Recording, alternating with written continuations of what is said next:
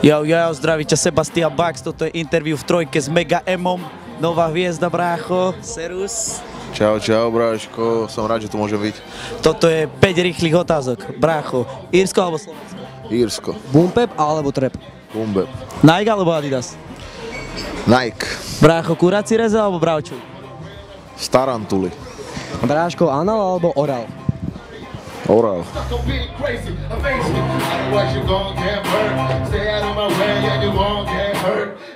Johnny Perfecto, zdravíčko. Díky moc, ahojte. Americký rap alebo európsky? Kvalitný. Brácho, bumbeb alebo trap? Bumbeb. Bráško, Nike alebo Adidas? Teraz Adidas. Kuráci reze alebo bravčovi? Kuraci. Oral alebo anal? Si pán. Kokot, asi anal.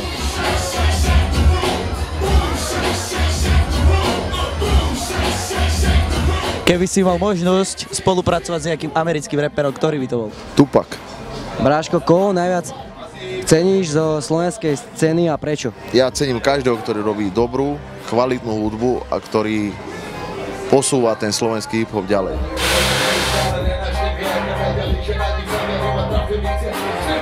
Ako si začal tancom a čo ťa k tomu priviedlo?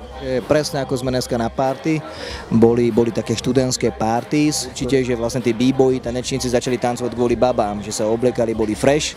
A ja som pocitil tento pocit, že mal som 11 rokov a mal som 14 frajerky, vyspelé dievčatá, alebo najvyspelejšie na základnej škole, takže pocitil som kvázi ten nejaký fame, čo ma ako bavil, ale hlavne ma bavila tá sloboda a keďže som z doby, kedy bolo viac zakazované ako teraz, tak to bol ten pravý pocit, ako uniknúť. Takže som unikol už freestyle ako malý.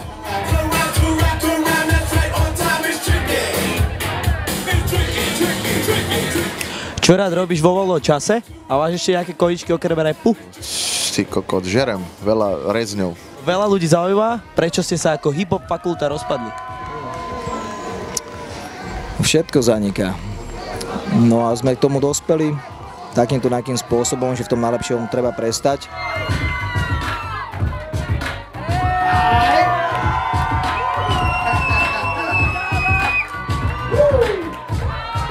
Takže 3-3-3. Ďakujem, že dneska som mohol byť vo vašom klube. Ďakujem za rozhovor chalanom. Ďakujem, že nejaký takýto jam dneska môže byť v Prievidzi. Pre mňa je to tanečné mesto, ktoré tiež reprezentujú hip-hopovú kultúru. Díky moc za všetkých, ktorí prišli a zažili sme perfektnú party. Všetkých mojich fanúšikov chcem odkázať jednu vec.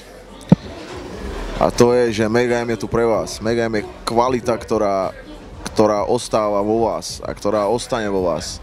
Som vďačný za každého jedného z vás, cením si vás a poviem vám len dve slova. Ideme ďalej. Let's go. Johnny Perfecto, sleduj Rindo, John, Instagram. Čau.